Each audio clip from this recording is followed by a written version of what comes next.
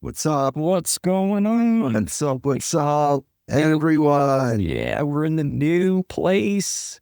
Man, I'm so excited. Podcast 70 Journey and I definitely took a long vacation. I mean, it's got to be 4 months. Yeah, it hasn't been that long. I think so. Because there was a month where you just did a few podcasts with some guests. Yeah. Which we're still doing. But just got busy. Just in general, got busy and didn't have an ideal space to do it. Just seemed like there was either outside noise or the gym was too busy to find time. But this was important to us. I mean, I can't stress how many people have like come up to me at some point and were like, I listened to the podcast about, with you and this and that and just it still sticks in my head, and that's the point of this, right? I mean, to plant seeds, and we kind of took a break. I mean, we did so many for so long. Like 69 podcasts is still more than I bet 99% of the people that intended to do podcasts with we're going to talk. But yeah, it's good to be back. How you? Good to be back. We too have to take accountability for non-recording podcasts. Yeah, because we set out to be at 100 by the end of the year. And we're not going to hit it. We're not going to hit it. And that's okay. But we're taking accountability.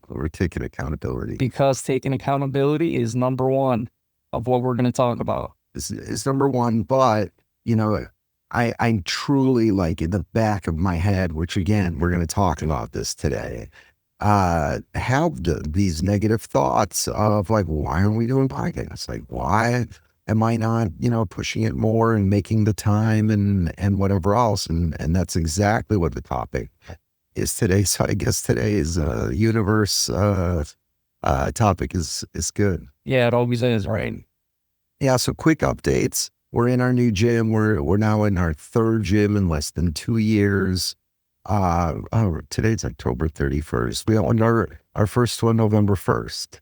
So this is October, so second week of October. So been 2 years, third, not a gym, it's a club.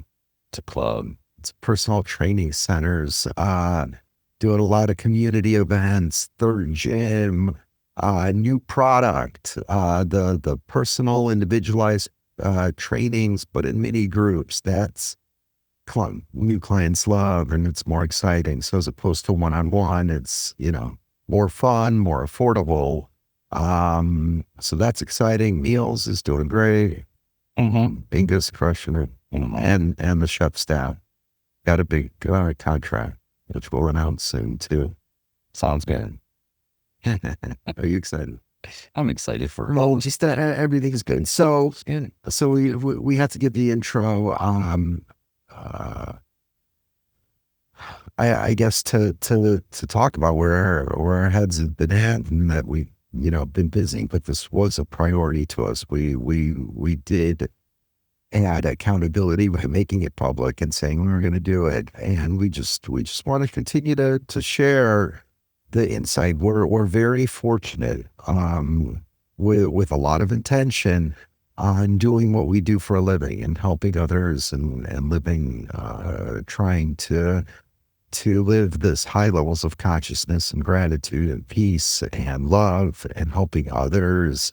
And we're just so grateful that we get to do this, and to not share what we talk about and client experiences is definitely a missed opportunity to do what we want to do. And that's why this next series of podcasts, I don't know if it's going to be 3 series or 4 series. I think it's going to be 4 or maybe more.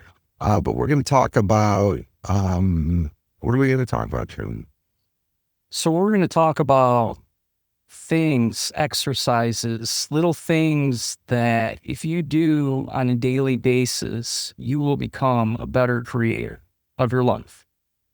And I know this because I started doing these about 5 years ago, and it totally changed everything in my world. from relationships to income to career to self-love, self-improvement, confidence. The list goes on and on and on. And it's these 7 things, these 7 principles, these 7 exercises that anyone can do. Anyone. And they're important. And they're important in they're But the point is they're already doing them. They're either doing them the right way and creating the life they want, or they're doing them all the wrong way and creating life that they don't want. yes. No matter what, you're creating everything in your life. Everything. You're already a creator without even knowing it. You are a God. You are creating your reality. And if you bring awareness to this power that you have, and you put the knowing of you are a creator daily, and you practice these things daily, and you get specific in what exactly you want, you'll have it. There's no doubt about it. You'll have it. No doubt. No doubt about it. 0 doubt. You want $200,000 income? Practice these for a year. You might hit 160, but next year you'll hit 200. Maybe you'll hit 250. Right. But if you practice them for 2 weeks, you might only make a couple $1,000s, and you won't hit it. So there's 7 powerful creator. And again, if you think you're not a creator, you're creating everything. Not only where you're at and what you've made it and so on. Of course, you created it, but you're also your destiny, and you're creating it every day. And you're either inviting what you want in your life, or you're not. We're doing the opposite. And most people, unfortunately, live in this negative, toxic thought world and are not creating their full potential. And that's why we're doing this series on purpose. We're not gonna mention all 7, but I guess at some point they'll see the list of 7, so they'll see it. But for now, we're just gonna cover the first topic today. We're just gonna cover the first one, which perhaps is the biggest one. And it changes everything. It starts the process of being a better creator. And that's taking accountability for everything you do, every step. And everything that brought you to where you're at. That was the big paradigm shift for me. When I first started training with you was that wake up call of you're in this mind, body, soul spot, right?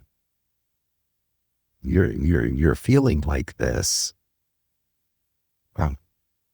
You're feeling like this because you did this, right? And just taking that initial accountability of I'm overweight. I've had the trainers. I've tried diets. I've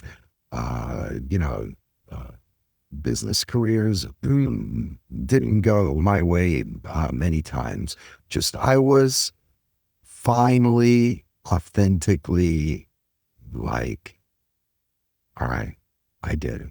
Okay, so what do I need to do? Like, what do I need to do? Well, that's it right there. As soon as you said, okay, I did it, since you took the accountability of it, you now know, you have now empowered yourself. You actually have given yourself so much power by taking this accountability, because now you know that you can change it. Right. And, now when I tell back my stories, even my business stories, I'm just saying, like, they're very different stories, right? Where before I used to be in 2008, it was the real estate bubble. And that's why this business didn't work out. And I was, honestly, if we had this software,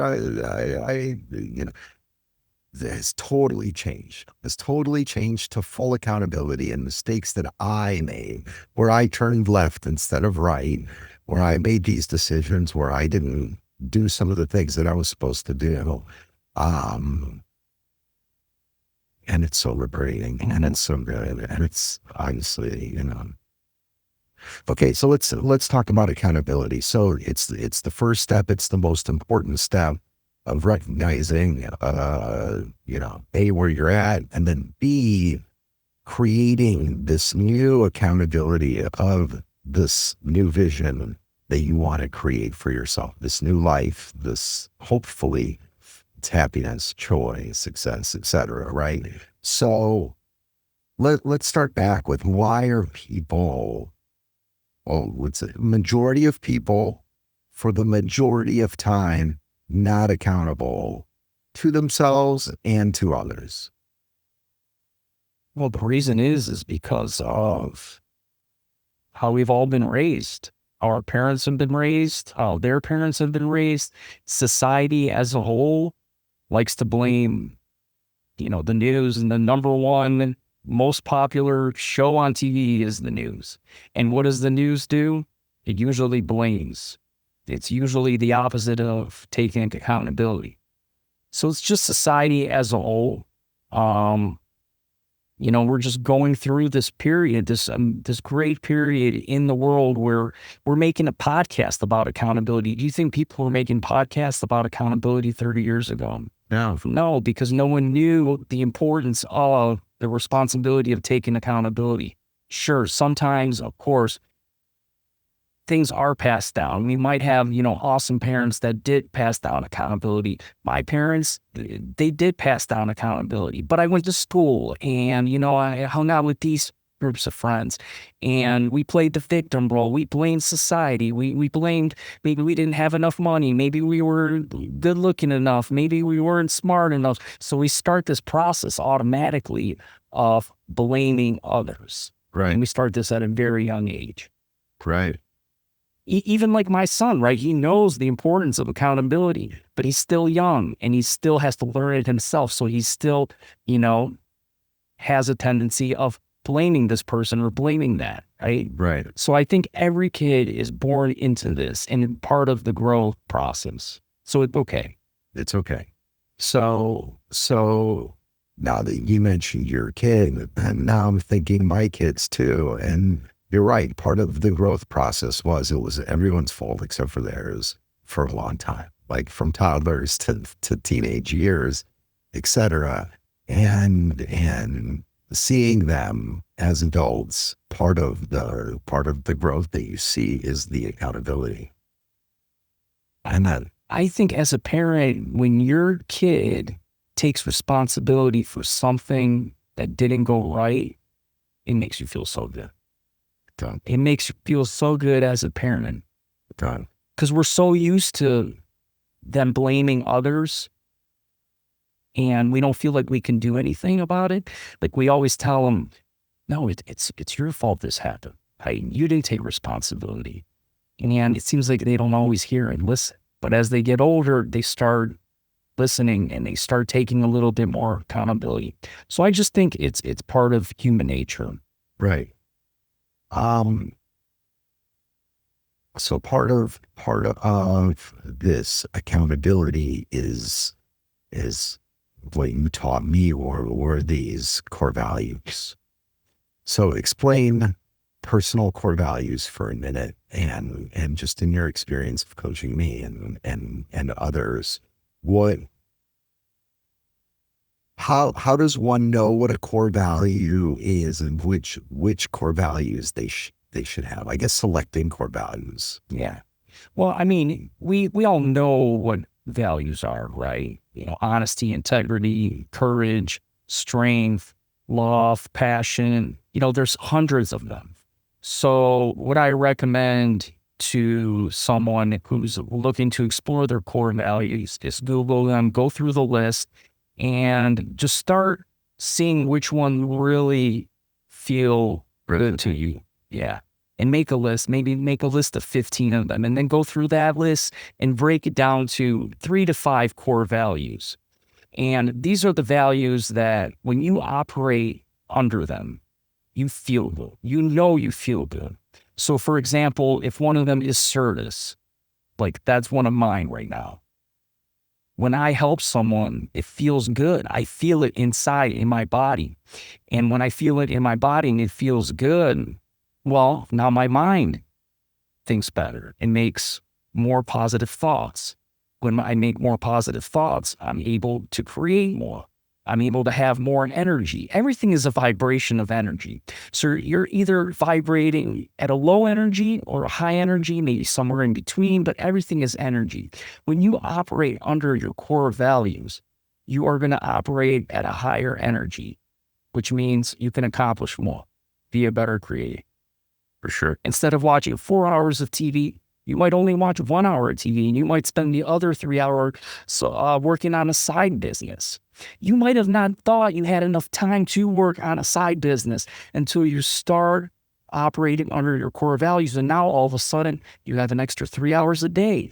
That's 20 hours a week. Can you imagine what you can do with an extra 20 hours a week? Can you make an extra $1,000 a month in income with 20 extra hours? Of course. Yeah. Or work out. Or work out. You got to do it all. Go for walks, etc. It's really interesting the way that, you explained to me how deep accountability goes towards, again, your energy, your positivity, your creating or creator level, the fact that you even want to go do the right things. And it's almost like a momentum builder. And you're either building momentum in a positive way, or again, you're watching TV and that's against your core values of what you want to accomplish and what you want to do. It actually builds momentum the negative way. And you also said something about how at the end of the day, humans, that you truly believe everyone at the end of the day pretty much has the same core values. Yeah, I mean, absolutely. Look, at the end of the day, we want to feel love. So we want to do things that make us feel this love ourselves. And when we love others, we also love ourselves. So if you look at most of the core values, they do ultimately surround that key aspect, which is love. Part of being human, we all have a heart. We're all born into love. The challenge is society and everything else pulls us away from this, away from our core values. And it happens at a very young age. Right. We get hurt. Every single person, every single child gets hurt somehow. Okay. And when this happens, they have to protect themselves because no one likes to get hurt. No one likes to get poked or bullied every single day, right? So you create this false self or this ego. And this ego doesn't care about operating under core values. It only cares about not getting hurt. So if it has to create this different identity and operate at another set of values that aren't yours, you'll do it. You'll do it because it won't hurt you. And we get conditioned to operate under these values that are not ours at a very young age because we're protecting ourselves. And before we know it, we're walking around life not even operating under our true selves. And we don't even notice this. Sometimes we notice it, but there's not much we can do. We don't take the necessary action to do it because, again, the brain, the mind is so powerful. So if you're doing something consistently for 30 years, how hard is it to break that? It's going to be hard. It's like a smoker quitting after 30 years. It's the same thing. Right. So this is where taking accountability, doing a core value assessment, and living by it daily will start the breaking the habit process. Okay. I always say if you do this for 14 days, you will start the process. You will at least start looking at yourself and recognizing what your core values are and building momentum, like you said. So too many of us are waiting to feel motivated to do something. It's never going to happen. You're not all of a sudden going to wake up one day and be motivated.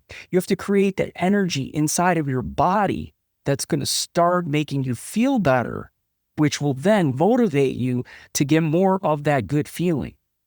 We all want to feel good at the end of the day. That's one of the only things that's important is feeling good. How do you feel? Do you feel shitty or do you feel great and in love with yourself and the world and how things are and your reality and all that? You want to have that. So in order to get all of that, you have to work on daily goals, specific daily goals that create more energy inside of yourself that then start this whole process of building momentum. You just brought a good point, specific. It's really important to create achievable, right, accountability. Because if you create unachievable accountability, well, now you're letting yourself down again, just like you have for the last 20 years or 10 years or whatever else. Yeah. So achieving milestone type goals that are measurable, achievable, that can also build momentum. No, that's exactly right. Because look, with all my clients, the first thing we do is we set 1 or 2 30-day goals that I know and they know if they do this, they'll hit it. Right. And then when they hit it, guess what happens? That starts the momentum. Right. It's not the momentum that's going to get you to your goals. Again, it's hitting a few attainable, relatable goals to you. If you hit 5 or 6 goals that are achievable and relatable to you, you probably won't stop hitting goals. You'll continue to keep setting goals because it feels good. It's like a drug. And we know a lot about that. It's like, but I also now know a lot about the positive drug of setting personal accountability, core values and goals and achieving them and surpassing them and setting new ones and new higher, right? Like running or even working out or losing weight or business wise, our locations, that it's all about,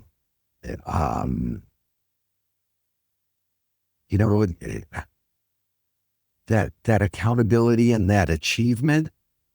And like you say, do it for 14 days or do it for 30 days. I literally just texted a friend of mine. I'm like, if you run with us for 30 days, I'll bet you the nicest dinner in the world, you'll never stop running with us. You will run every Tuesday, Thursday, Sunday. Just do it for a month. And then tell me you don't want to do it. And that's the thought process. I can't, I won't, it's early, 3 miles too much, 4 miles too much, whatever. But once you start doing it and accomplishing it and you've hit this personal accountability, man, is that a drug? Mm-hmm. It's the best drug ever. Like, because the whole reason why you take drugs is to feel good. Well, you can feel this good by doing this stuff. Right. That doesn't have side effects.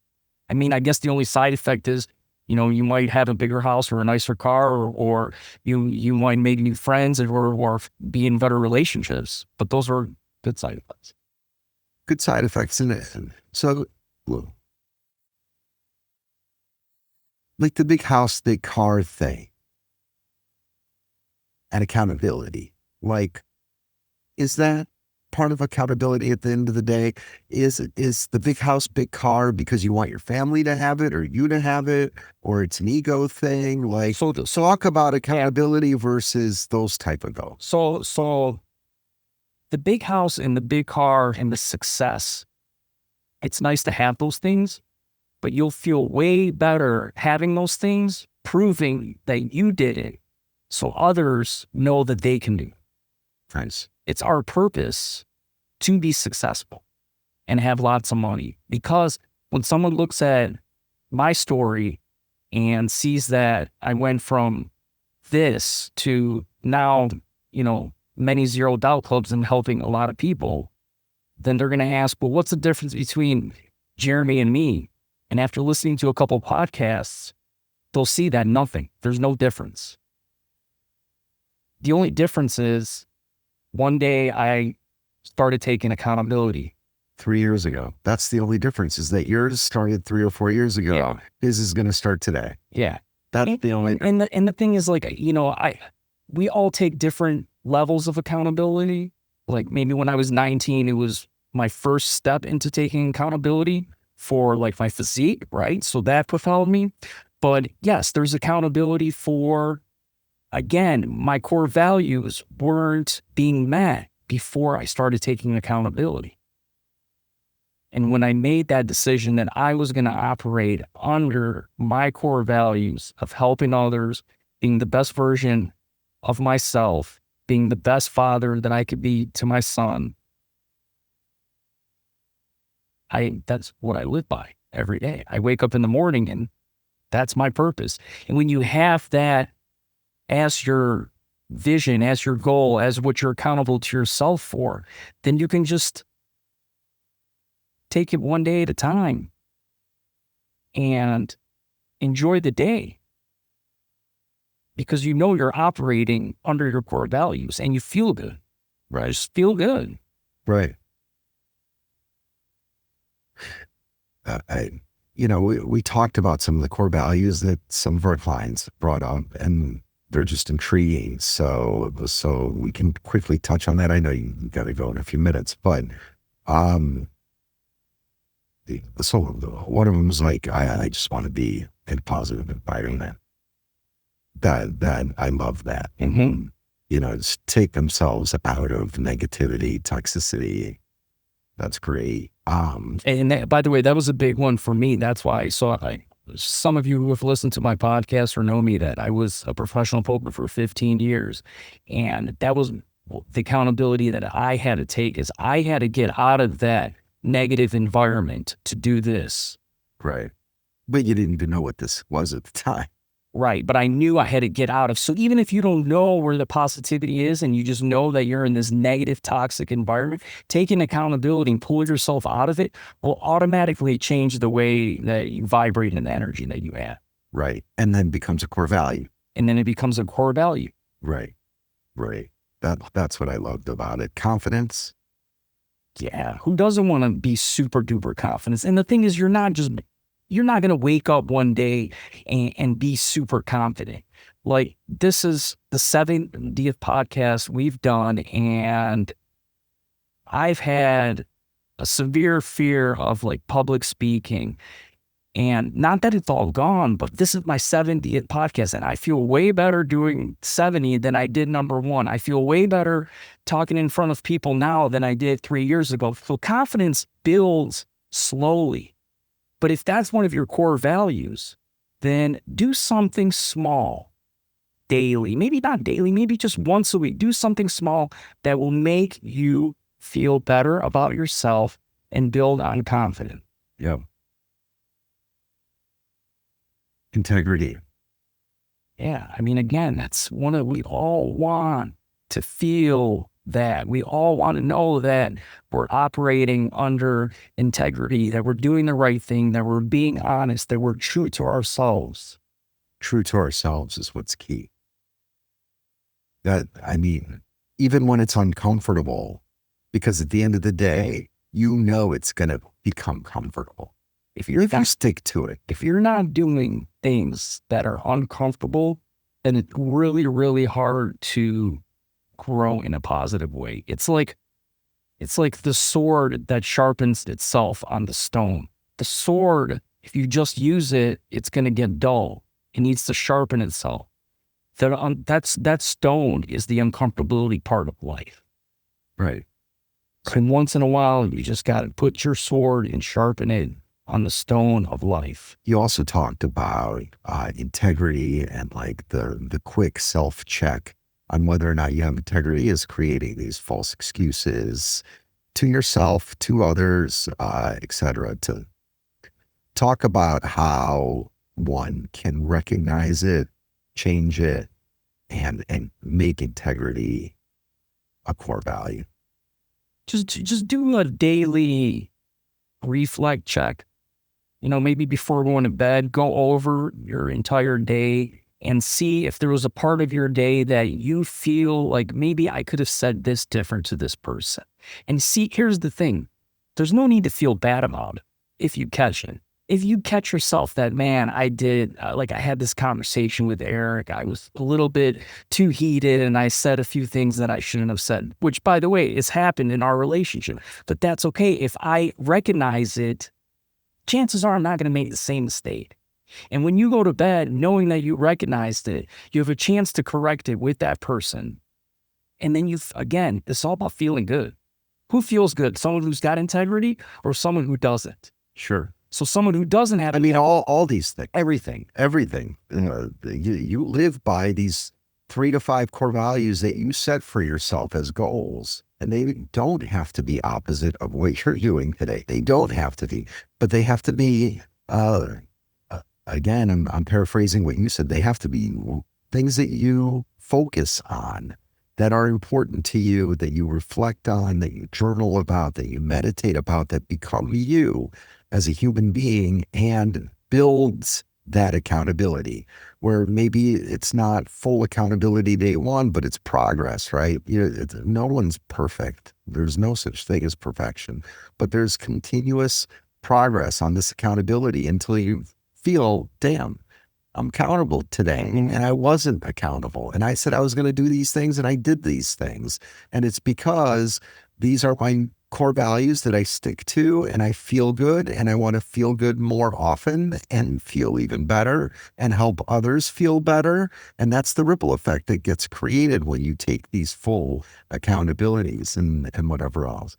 I just had a last note. One of my core values was listening to, because for, again, my life, half the time I was listening to was talking to me. It was just already creating what I was going to say. Right. And just listening became a core value that, again, we're not perfect. I should listen more. But it did become a core value where I focused on watching the person, the human being standing in front of me, articulating what they were saying, listening. Empathetic. Empathy was another one for me. Some of these things were opposites for me at the time. But again, it was that initial accountability. It was the constant hitting achievable goals, which made me feel more accountable and more excited and more positive, and I led more positive things into my life.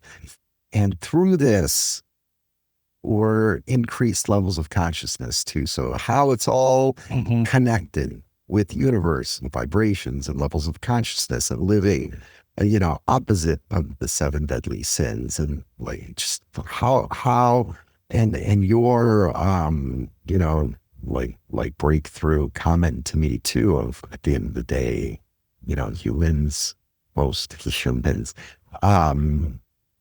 want to live positive core values and want to do good things. But anyway, any final tips? You talked about just weighing pros and cons, considering outcomes. I think we hear it. Anything else you want? Yeah, I mean, I would just leave it with, be kind to yourself. Don't say, "Whoa, I am accountable," and then beat yourself up when whatever. Maybe you overate or you overdrink. Just be gentle with yourself. Watched 4 hours. Yeah, it's okay. It's okay. But just recognizing it and understanding that, look, tomorrow is a new day. It's a totally new day for you to create the best day you can tomorrow. So this is all about one day at a time. It's like football. Like, you can go out on Sunday and you can have an amazing day, right? And you could win that game. But if you lose the next one, and then you lose the next one, and you lose the next one, you're not making the playoffs. But if you start stacking days and you lose a game, and then you win another 3 and you lose a game, and then you win another 3, well, you're probably going to make the playoffs. So just have more days that you're accountable to yourself, more positive days than negative days, and then you're winning. That could be an accountability goal. More positive than negative. That's it. 100%. Well, I'm glad we're back. We're back. We're back. This is the first video of a series of videos on becoming a powerful creator, because we're all creating something, and it's either something that you want to create or something that you don't want to create. And we want to help. We want to help you create this PDF. All you have to do is send an email to Jeremy, which is jt@zero.club.com. And just say, send me the 7 powerful creator exercises. So it's a very thorough PDF that Jeremy wrote With research, because this, sure, that people are like, well, this is all mumbo jumbo. No, there's actually science behind this. There's science behind it. There's tips. There's examples. Not to mention, Jeremy's more than happy to have conversations with you guys. Again, it changed my life. It's changed the life of hundreds of clients. It's really powerful, but you need that accountability. You need to draw that line in the sand and say, okay, this is the life I want to create. Whatever it is, your life may be already great, but you want it greater. It may not be great, and you need it to be great. That's what this podcast. This series of podcasts are going to be about. So we only touched on one topic. It's a big 1 out of 7. 1 out of 7. Might even be a bonus. It might even be a bonus. But yeah, so this is one of, I think we'll get it done in 4. Maybe. Yeah. Or 5 or 3 or 7. But we're accountable to us and you guys to get it done and provide you with a lot of value, a lot of love. So thanks for listening, and see you guys soon. Happy Halloween. Happy Halloween. See.